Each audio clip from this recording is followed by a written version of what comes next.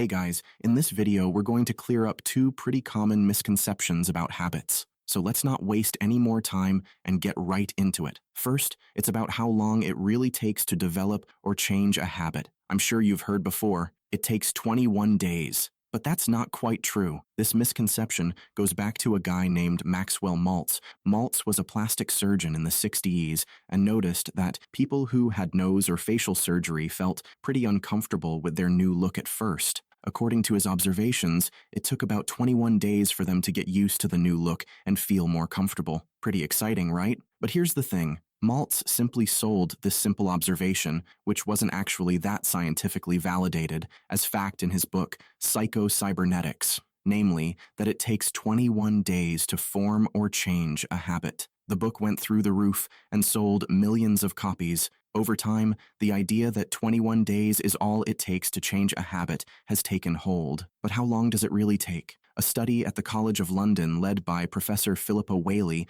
has shown that it depends on many factors. They studied a group of people and tracked how long it took for various habits to run on autopilot, so to speak. And if you're wondering what autopilot means, it's roughly how much effort and strength you put into a task. Imagine if I told you to tie your shoes. You don't have to think too hard about that, do you? You've probably done it so many times that now it just comes naturally. Well, that's the point at which a habit is considered firmly established, when it's running on autopilot, so to speak. The study showed that every habit has some sort of autopilot limit. That's the point at which, after enough repetitions, it becomes as automatic as possible. From that moment on, you can say that your routine has officially become a habit. The study found that this can take anywhere from 2 weeks to 9 months, averaging around 66 days. It depends on how tricky the habit is. For example, it could take as little as 3 weeks for the daily morning ritual of meditating to reach that autopilot threshold and become a solid habit. You do it automatically without giving it much thought.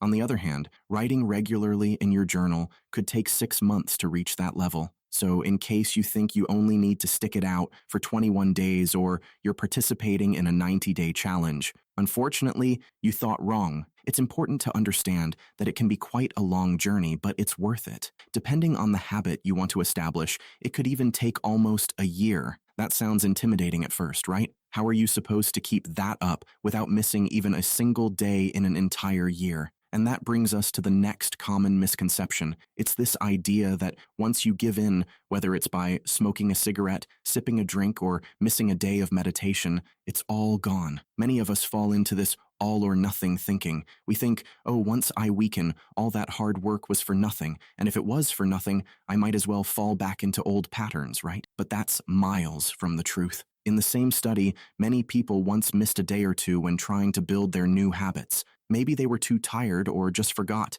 The researchers took this opportunity to see how this affected the autopilot threshold, and to the surprise of many, they found that a single missed day had little impact on progress. The setback was almost negligible. However, they did find that repeated relapses and consistently missing workout days at the gym or daily meditation could severely impact your progress. And that loss of progress was pretty severe. Missing 2 days had far greater impact than missing just 1 day, and missing a week was far more damaging than missing 2 days. What does this mean for us? Well, it means that we should change our approach. We shouldn't keep counting the days that have passed since our last setback. Instead of focusing on that, we should do our best to stick to that habit for as long as it takes for it to really become second nature. Because be honest with yourself, there will probably be a weakness at some point. In fact, studies show that 90% of people who try to overcome their addiction or develop new habits relapse at least once. The key is to re-motivate yourself the next day, to reinforce your positive habits. You must resist the urge to give in because that's where you lose real progress. But as long as you keep at it and keep trying, you won't have to worry about losing your winning streak. Eventually, you're going to reach that breaking point, and when that happens, it will go by itself. Now that you understand how habits work and how much time it can really take to establish them, it's time to pick a habit together. There are so many good habits out there that everyone can benefit from. We'll discuss a few on this channel, and then you can pick one that we'll focus on. Remember, our strategy is to building healthy new habits so that they can eventually replace your current addiction or bad habit. And that, folks, brings us to the end of this video on developing habits.